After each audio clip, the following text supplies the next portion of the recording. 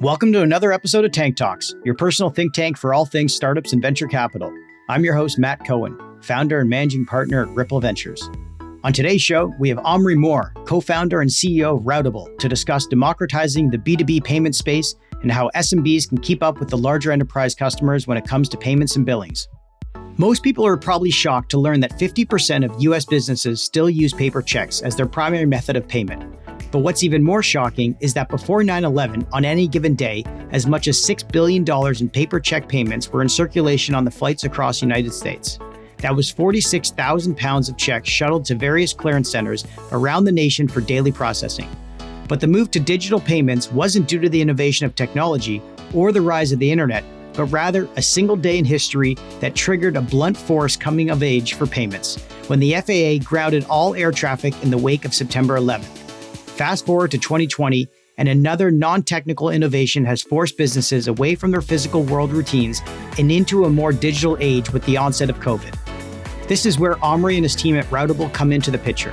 Routable's platform has helped customers adjust to the new normal by offering a simple way to send and receive B2B payments. On today's show, Omri explains how Routable's platform helps bookkeepers save 70% of their time and another 30% on transaction cost.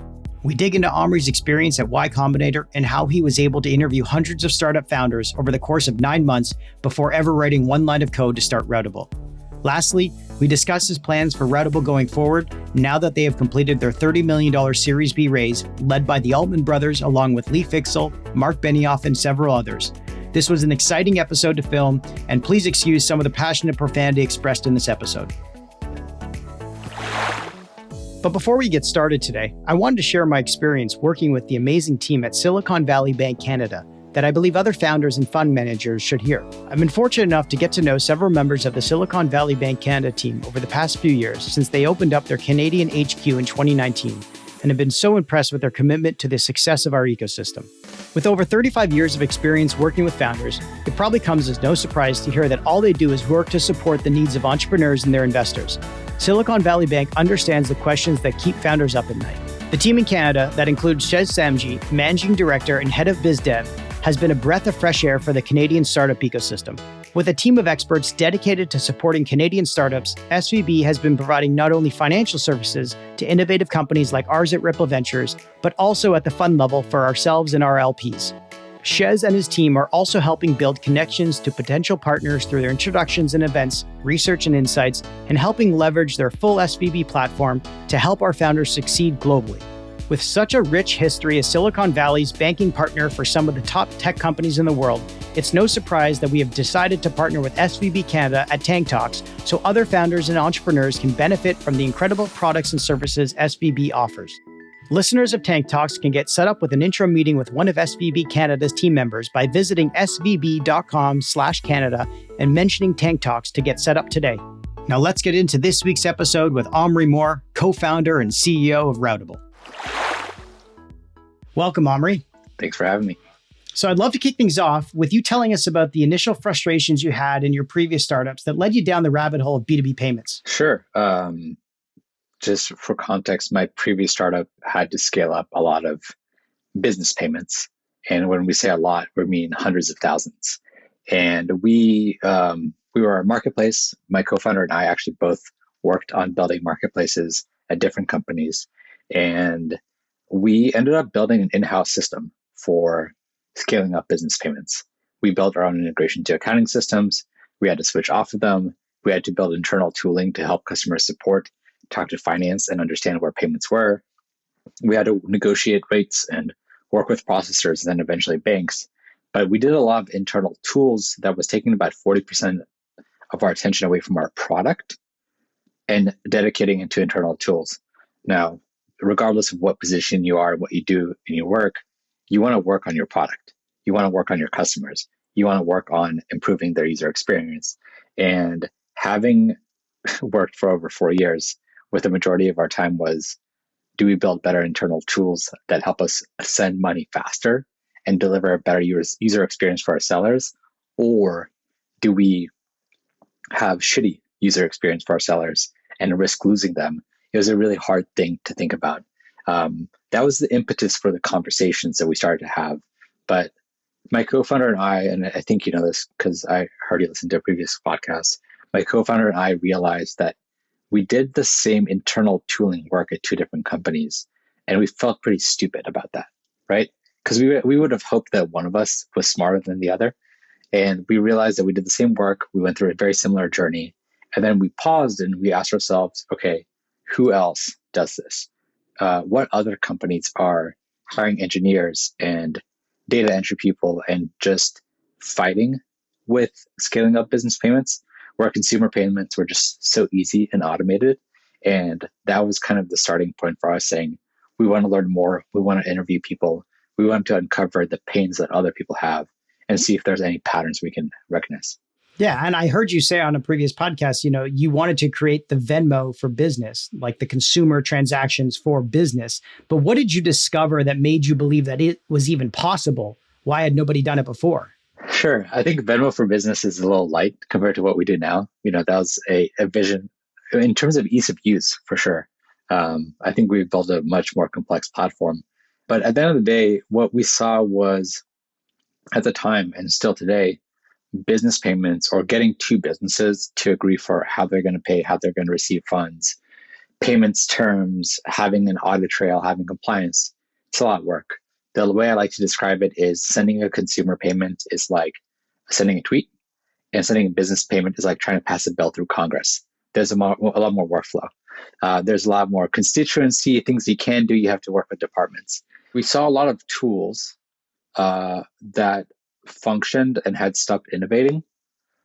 We saw a lot of payment methods that basically could compete with a bank but weren't any better.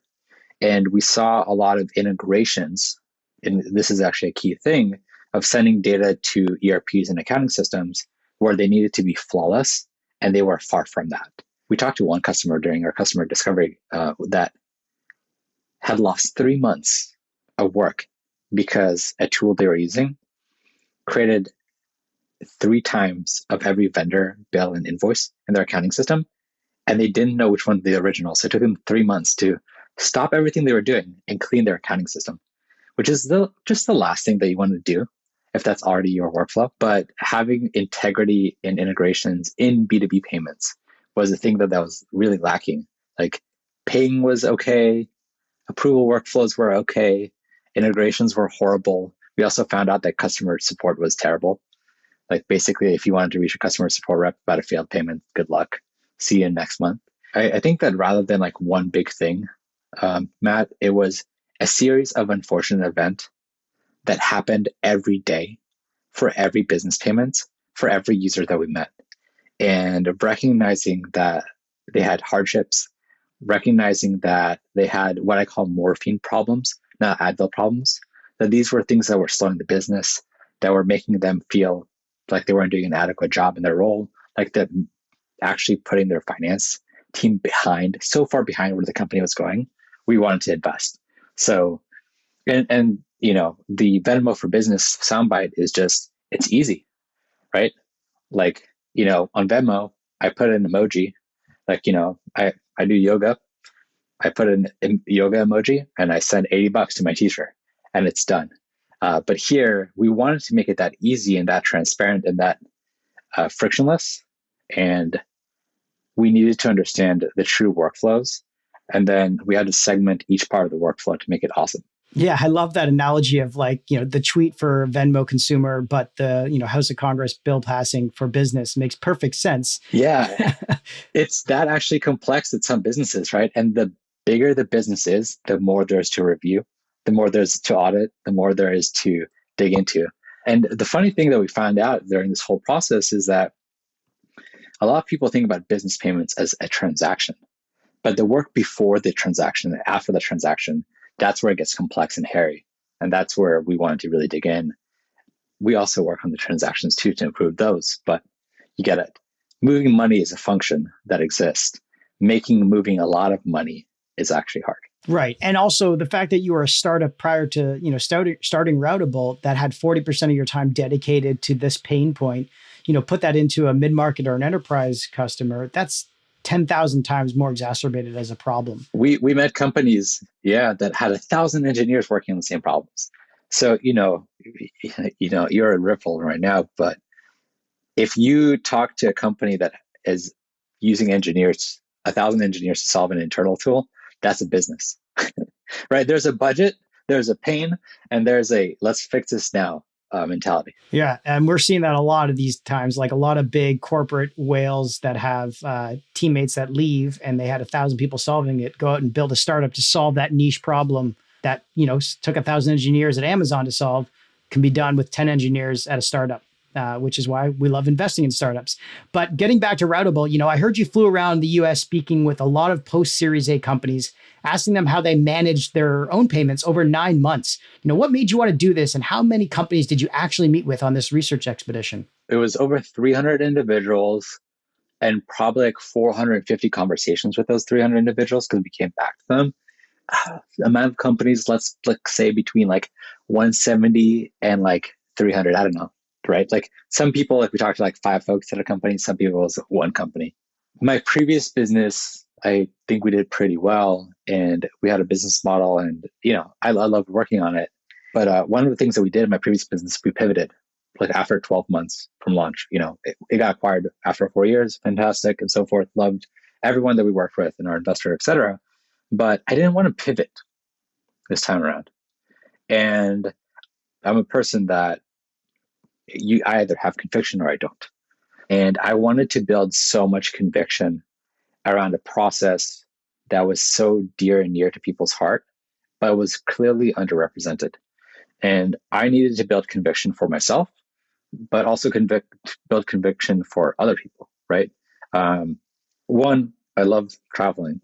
And two, and I love customer development and I love building products. So I basically got to have fun for 9 months.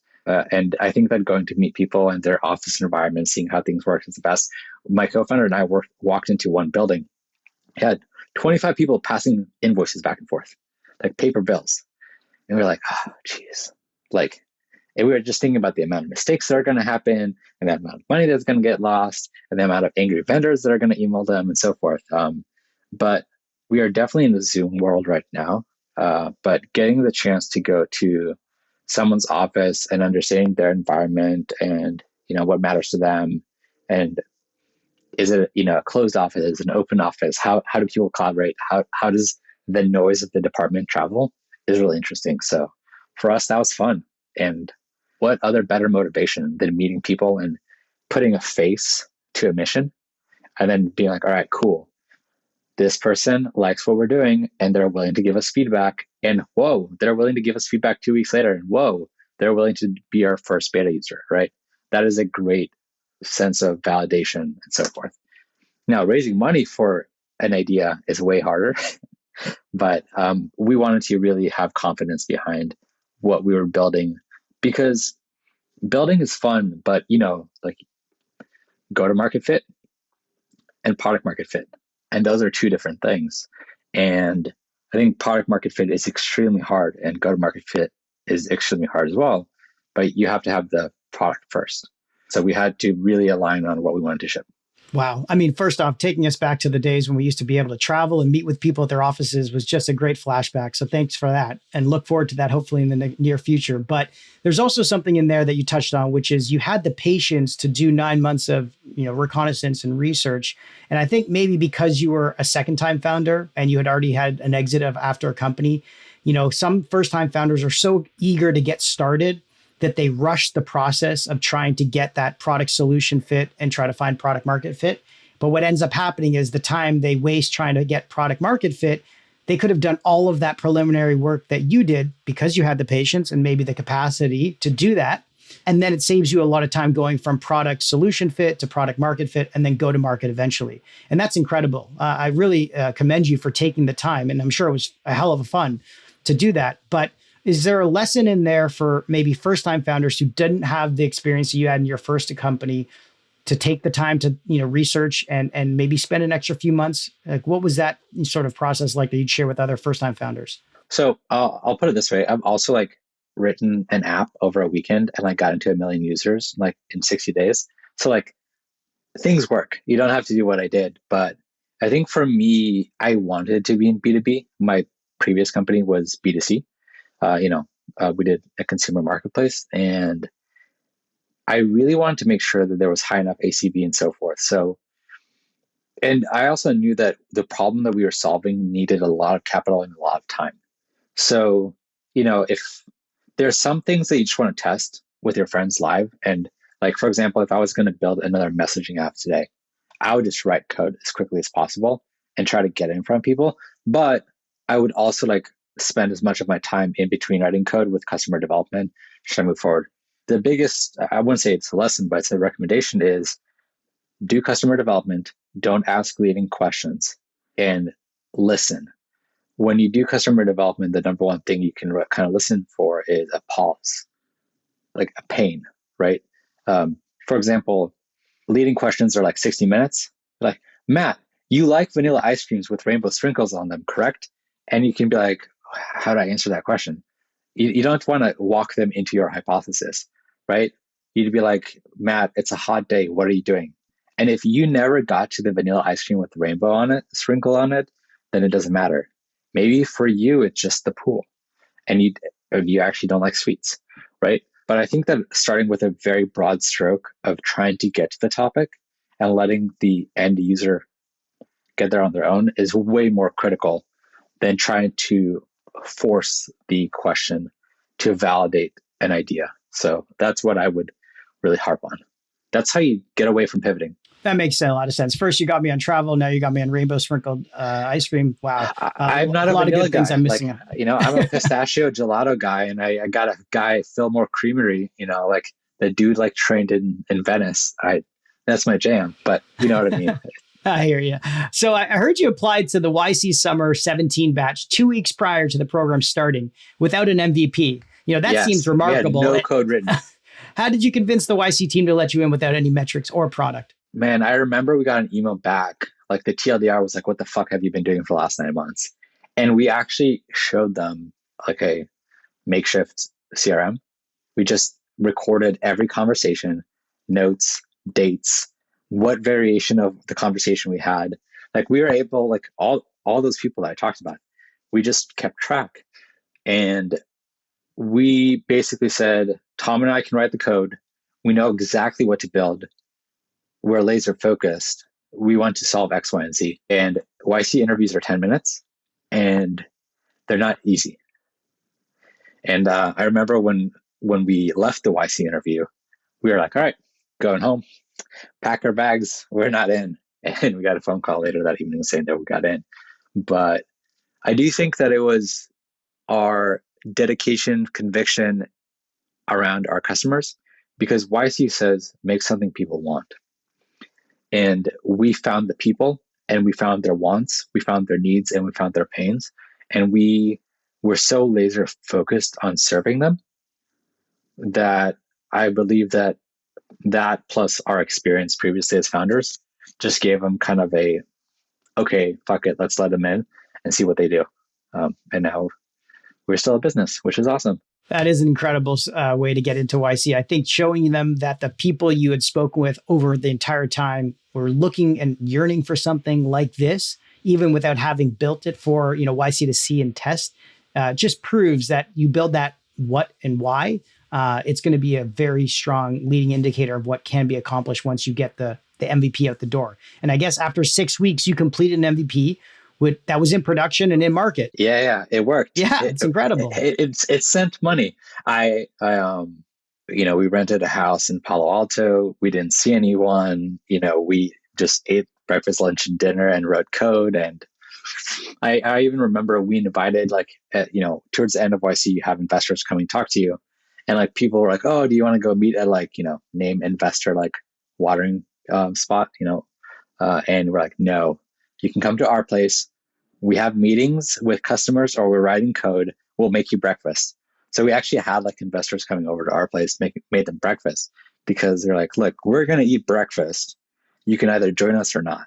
I love that. So what lessons did you learn from that experience at YC that you think other founders should be aware of? YC is laser focused. It's an accelerator. It's not an incubator. And what I mean by that is you're not incubating an idea. You're going laser focused towards an idea, and you're reporting on the key metrics that you're trying to solve. YC was just a fantastic alignment on trying to figure out what KPIs we could target even before we had a product. I think that's really interesting. A lot of the time you're like, we're going to build this product. People are going to love it. And you're like, great. That's awesome. But how do you know if it's working, right? That's a hard question to ask. And how do you know if it's not working? It's also a really good question. So we were able to just work with our partners and pick KPIs that we could stand by. And it also like gave us velocity, right? So just when we joined YC, we told them that we can ship our app in 2 weeks. And I swear to God, Matt, we tried. Like I fucking did everything in my human, like, my beard was long. I didn't shower, it wasn't good. My wife, I'm glad that she didn't come down with us because, I was just a curmudgeon by the end of that 6 weeks. But even just checking in every week and reporting on a metric that you don't have is really fucking encouraging. So it set us up for success to think about our business, our shipping, how we communicated extremely well. That laser focus definitely is something a lot of startups struggle with because it's that what we call the red shiny ball syndrome. You're chasing so many different things all the time and it ends up distracting you too much that you can't focus on anything.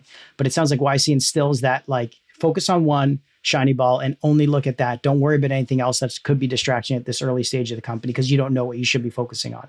Yeah, and for what it's worth, what's really great is that YC is also very peer-based. So it's, every 2 weeks we would meet with our partners, but also our group. And some companies, had hundreds of customers and we had no code.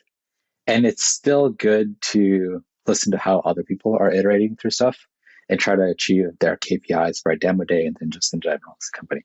Absolutely. So let's switch over to the actual product. Let's talk about integrations. A lot of startups struggle with prioritizing which integrations to focus on first. How did your team think about integrations in relation to the product and the customer development at the early stage? So very early on, you're just saying, what's the easiest implementation and integration to do? So that's actually what we did. We launched our first integration with Ziibra because we had built a really great relationship with their team and they were willing to work with us to work on it. I think after that, then you're going to talk about market opportunity, and then ability to kick ass with that integration. It's funny, we have a lot of open positions at our company, but one of our questions during the interview process is which integration should we prioritize next? And there's no right answer. It's really interesting to see how people think through it. But you want to listen to the market, right? Like we already know which integration we're building next because we have so much demand for it. Demand from the company, demand from its users, demands from its partner ecosystem. So that's awesome. Demand's fantastic. The next thing is just relative ease of scaling another integration. Sometimes because we work with ERPs and accounting systems, they're not built alike and their data models are different. So it's not like we can build on top of Segment and then extend out data to other things. So for us, every time it's kind of like we have to learn a new ecosystem from scratch. We have to learn how they talk about things. The way their backend is written might be different than the way their API calls are, written, might be different language and lexicon than their interface and so forth. So the way I look at it is we are an integrations company, first and foremost, but we help facilitate the flow of funds for companies. So it just, we just have to immerse ourselves in that integration. And then also this is the best thing I can tell to anyone building integrations. Your first version of the integration is going to suck. And it's going to take you 12 months really to be excellent. You have to have the capacity and the firepower to keep iterating on it and work with customers live to ensure that it becomes legendary, right? And I personally wouldn't ship an integration that's shitty because all you're going to do is just increase your likelihood of churn. Yeah, that's good advice. I mean, we tell our companies to have design partners to work with on the initial integrations that you launch so that it's going to be a very open, free, transparent conversation with those partners that aren't going to be worrying about churn the whole time. So look, this is a trial integration. We're coming to you first because you really recommended it, but we want to just leverage the information you can get back to us so that we can launch the best version. Let's talk about the partnerships though, because I know Dwolla is a huge partner for you, which you leverage for their ACH payments API. to facilitate payments with customers like ReMax and Ticketmaster, which are massive customers, I'm sure. Can you explain how you were able to convince such large customers like those to trust a startup like Routable with their thousands of daily automated clearinghouse transactions? Yeah, just they had a pain that wasn't solved. I think like at the end of the day, regardless if you're talking to a small customer or a big customer, they're going to come with you with the same concerns. If you could show them production ready examples of pains that you can solve that other people can't, fantastic. And for what it's worth, like, right, it took us time to get those customers, but we listened and we talked to them and we iterated, right? Also, one of the things that I always like to talk about is you don't have to grab the whole pie right away. Like we solved for specific use cases and then expanded from within, right? So with those companies, you can come in and be like, hey, like give me like 3% for this one weird edge case of your flow of funds. Let me like do a stellar job with that. Let's open up to 10%. Let's expand and grow. I think that's really important because big companies have processes and those processes are trained and there's just a lot of internal buy-in that has to happen. So first and foremost, it's good to target the most painful thing that only you can be number one at. And then once you build that buy-in, then you want to expand and grow and expand and grow and expand and grow. And then also use those customers as design partners that you're saying for new features, right? Like a company that's been working with you for 10 years can be a design partner for a new feature. So it's important to be able to build that relationship, have really stellar customer success, and so forth. And going back to my point earlier, customer support matters. So regardless if you're a big company, if you don't get customer support from the platform you work with, it's going to be very hard for you to stay on it. So we invested a lot in customer support, hiring really stellar people, but also building features that made it easier to resolve edge cases through our platform. So like what were the initial use cases that Ticketmaster started out with? And then what did you land and expand into afterwards? We started out with paying arenas and getting higher transaction limits for paying arenas. And then as we expanded, we helped out with contractor payments. And then as we expanded, we got their traditional IP. But that took 12 months. So those things scale over time. And I think it's really important for us to, we're talking to a new company, what's on fire and what's not, right? And if we can solve the on fire problem right away, I think that's a really interesting, compelling use case. And with most of our customers and people that come to us, there is a fire in the finance department or finance working with operations and engineering. And for us, our responsibility is, can we have a conversation dedicated to that? And it's really important for us to train our salespeople, our product people, our success people to be laser focused on that problem. And then once we have a really, really good satisfaction rating around that problem, then we can try to expand and grow within, right? But it's very similar to like, let's say you're a sauna, right? And a sauna is being used by, trying to think of a very, very large company. Let's say Microsoft. It could be that a sauna is being used by like 3 PMs at Microsoft, right? But over time, you want to figure out, with your sales team, with your success team, with your product team, what can you do to actually get all of Microsoft on Asana? That's a hard question to answer, right? Because there's so many use cases and differentiation points and just workflows. So it's really good to always just come in with a laser focus of what are you going to kick ass for the next 12 months on, and then what does your roadmap do to the future of that business, and how can you align with that business? Yeah, it's under promise, over deliver, stay focused on one area, and then kind of transition out as you start to nail 100% of that first use case. Yeah, there's so many shiny objects. Yeah, absolutely. We can build everything. We choose not to. Exactly. Well, I've heard you state that Routable helps save time spent on bookkeeping by 70%, with another 30% saved on transaction costs. And I have to say, it seems almost too good to be true. So can you explain, who you are undercutting or how you're delivering such amazing ROIs for customers? Sure. I mean, the cost side is pretty easy because we'll help you save human data entry costs, and we help you, like, our fees are cheaper. For example, I talked to a CFO last week that was paying $30 for a wire, and we're like, let's get you cents per transfer, right? So sometimes it's just talking to someone who chosen an inefficient way of moving money and just giving them a better option today. On the other side is because our integrations are so tightly coupled with ERP systems, you can leverage our CSV upload tool, our API, to do the work, to programmatically do the work that data entry would happen for, right? So for us, it's like, for example, if you already know, let's say you are a real estate company and you're a very large real estate company, and you know the commissions that you have to pay out, right? To, let's say, 1,000 agents. Great. Previously, maybe you would have to go and type in every commission, so forth. How about we just get a CSV file to punch that out and also create every record in your accounting system and send the payment and update the accounting system after the payment failed or succeeded and help you go from there. Or if you can use our API, even more fantastic, let's do that and then also add that to your interface and send webhooks and do all the other magic around it. The biggest thing for me is we help companies scale. Like we had a company grow by 3,000% on our platform in the past year. So cool. It's just like the most satisfying shit you can see, really. It's growth, right?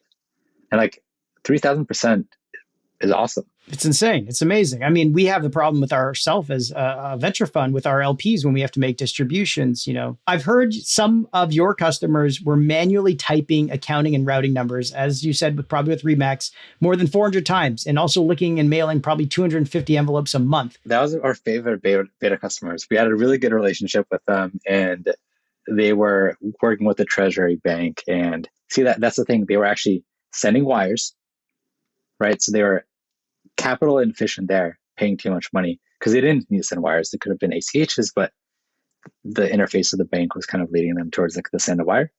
And then, yeah, when we found out that they were liking envelopes, we actually went, I real shit, Matt, no joke. I went to the office and actually split the workload with them. I just want to see what it was like. I got about 120 and Nicole had about another 120, but we realized that was kind of like someone's job. You're like, oh my God, like here's an API for sending checks, voila, and it's solved. But you kind of got to do the work first. So I got to tell you, licking that many envelopes once in my life was enough. Yeah, definitely would make me want to come up with some other solution if I had to, or use somebody else's tongue for that matter. But how many traditional businesses are still performing these tasks, and how are you planning to attract them to Routable? An insane amount. First and foremost, I don't think that we need to solve everything for everyone right now. So we are targeting companies with high volume B2B payments. And for what it's worth, like one, we get a lot of referrals from existing customers, which is fantastic. And then the other thing is just sales outbound. It works. And again, I talked about we focus on morphine level pain. So our outbound is more curious. It's like, hi, is your hair on fire? Let us, put it out, right? When you're talking to people with, like, there's passive problems and then there's active on fire problems. And I think our outbound works because we are talking to people who needed a solution 3 years ago, not tomorrow or not maybe next week. And we can help them get time back. That's incredible. I mean, you guys must be sitting on a ton of data. How are you guys thinking about data analytics on your platform with all the millions of bills and invoices you're processing a year? And do you see the customers you're selling to prefer using their own existing analytics solutions instead of Routable for insights, or is this not a focus for you right now? It's not a focus for us right now, and I'll tell you why. I'm a big believer of like build the best fucking analytics dashboard or don't do it at all. First and foremost, accounting systems and ERPs are a source of truth, and they're going to be a lot better than us right now at giving people data and insights.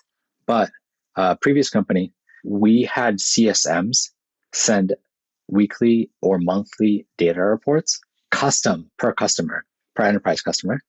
Why?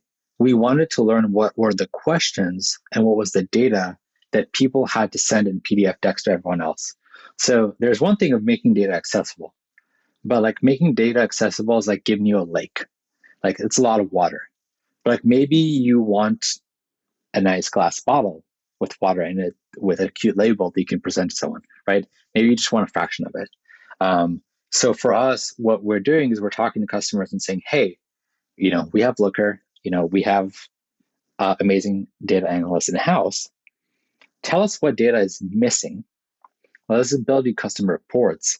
And we're using that just like customer development, right? We're doing manual work on purpose to learn what data people want from our platform, and then we'll productize it.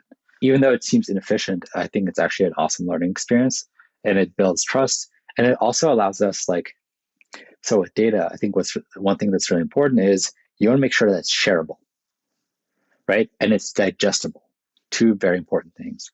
So if we can build decks with reports that can be distributed within a company, that means that we can have much more insight into like what people want to talk about, rather than like what cute graphs we can put up with, a new like React library. That's our approach to it right now. Yeah, when I was in enterprise sales, I used to do the same thing. I used to build manual reports for customers, and then they would come back and say, well, I'd like to see it this way or that way. And if we would just have all the data and analytics, sent out through a fire hose, it could cause way more problems and would slow down the engineering and data teams too much, which I think is right. And there's products that are meant for that, which is fantastic, right? There's products for people working in data where you want to give them, Looker is a fantastic product for that, right? Unlimited data, now build the dashboards, right?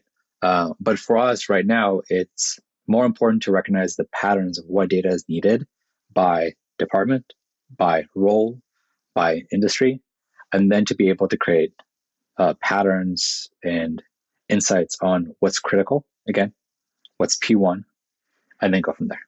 Mm-hmm. Okay, I feel that. I mean, let's go a little bit off spectrum here for a second. Obviously, ACH transactions for invoices is the most preferred method of payment today.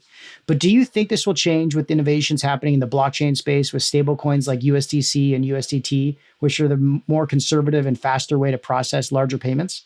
It could. My answer that is much more realistic is the United States will probably move to a model closer to like Europe, where you just have instant pay. So RTP is rolling out right now, and we're about to roll out a version of it. Many banks are adopting it. Zelle has made instant transfer between peers happen. There's also push to card. I truly do believe that once RTP is prevalent within all banks, then you're just going to see everyone move towards that, because businesses care that the money is in their bank account. One of the interesting things about blockchain, which I think is a fantastic use case and actually gives audit and paper trail more insight, which is awesome. But one thing to remember is that in order to move money into the blockchain, out of the blockchain, it takes time. So until businesses store their money in a crypto wallet and want to do that, it might not be the right thing, right? So I have no hesitation on building a payment method functionality for people who want it. I just want to see companies saying, you know what, Matt, thanks for your investment from Ripple. We would like, $50 million in Bitcoin sent to this e-wallet. Now, if that happens, that's really interesting, because they're trusting there to always be $50 million or some variation as you reduce burn, but without volatility. I don't think companies are doing that yet. So once the source of funds will be dictated, then I think that everything else will move with it. But again, RTP, real-time payments, I do think that will allow the US's just treasury and finance system to take a leap forward, because then it will make it a lot easier for companies and consumers and everyone to just send funds faster. Yeah, I definitely don't think Bitcoins are going to be what people use to make business payments. I'm talking more of the stable coins like USDC. But yeah, the on-ramps and the off-ramps need to be in place for everyone. Whatever coin it is, it still work. And also, one thing that's really interesting is I've started seeing accounting and ERP systems for coins. And once we get there, that'll be really interesting, right? Because that's also, you have to account for it. If it becomes easier to account for that kind of stuff, be easier. But there's exchange rates, there's all that stuff, right? A lot of the time, businesses just want the easiest way to show how much more money they have in their bank account. And adding friction to that is a problem, right? It's a leap. So if stablecoin can reduce friction, fantastic. But I still do see a lot of friction in businesses adopting that stuff, just because of the amount of time, amount of education that's required, and then also just the amount of time it takes to put in money into the blockchain. individually, I'm a fan, right? Like as as a human, I want to invest in all the coins to see what happens, and I love that. But as someone building product, I'm just listening to customers. You know.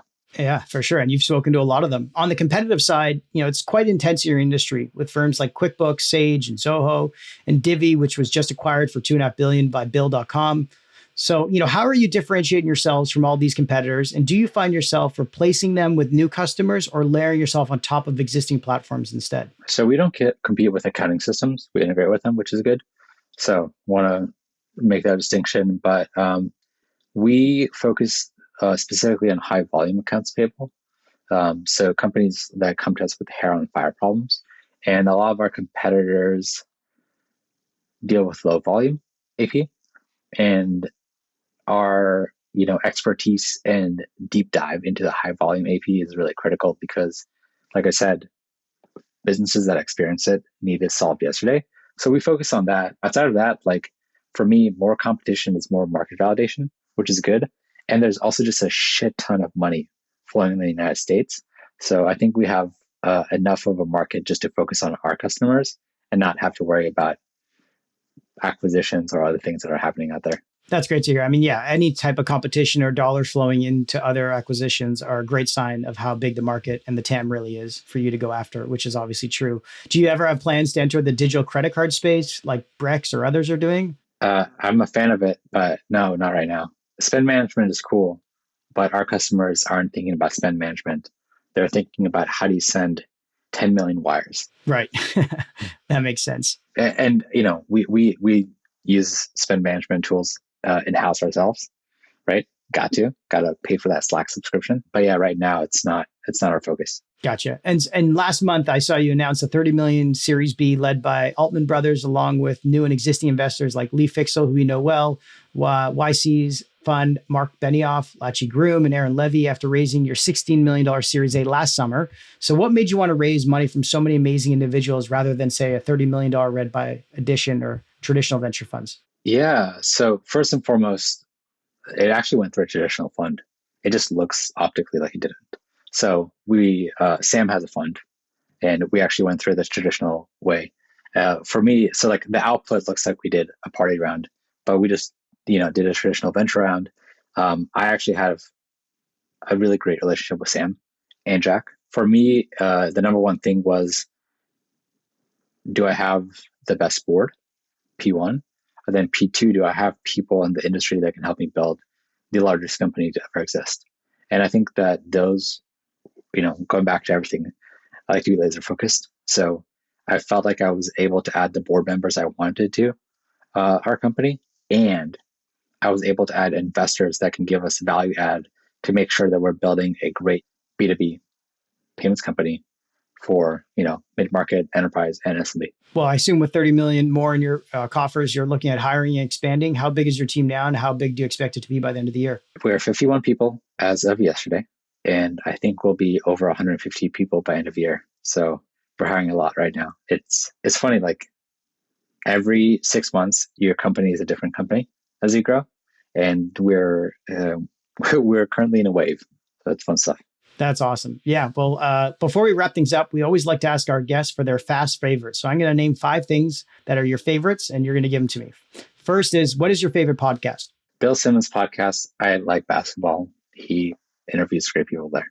That's awesome. I thought you were going to say a yogi podcast. Okay. Favorite newsletter and blog? I got to be honest with you. I don't subscribe to newsletters or blogs. My inbox is already fucked. I can't go anywhere. It used to be music blogs, but no more. So it's your inbox is your favorite blog. Okay. Yeah, yes, sir. Favorite tech gadget?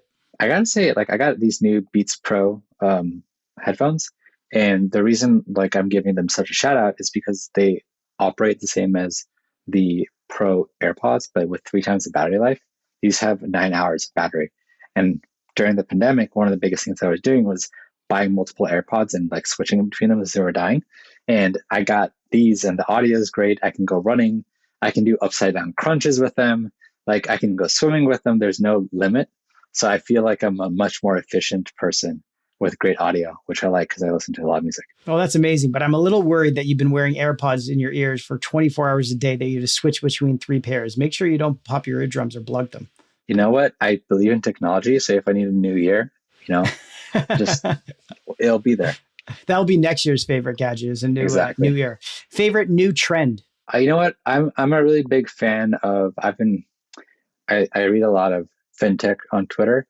I've been seeing a lot of interns or like college students start doing research and making their own hypotheses on what's going to happen in the future, which is way better than reading VC Twitter talking about what is happening.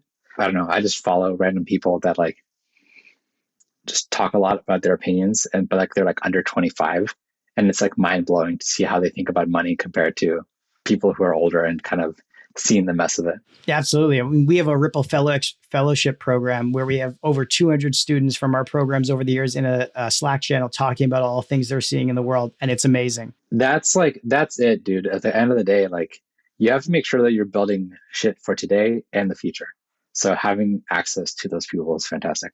And last but not least, your favorite book? Along the Nightingale Floor. Just fantastic book.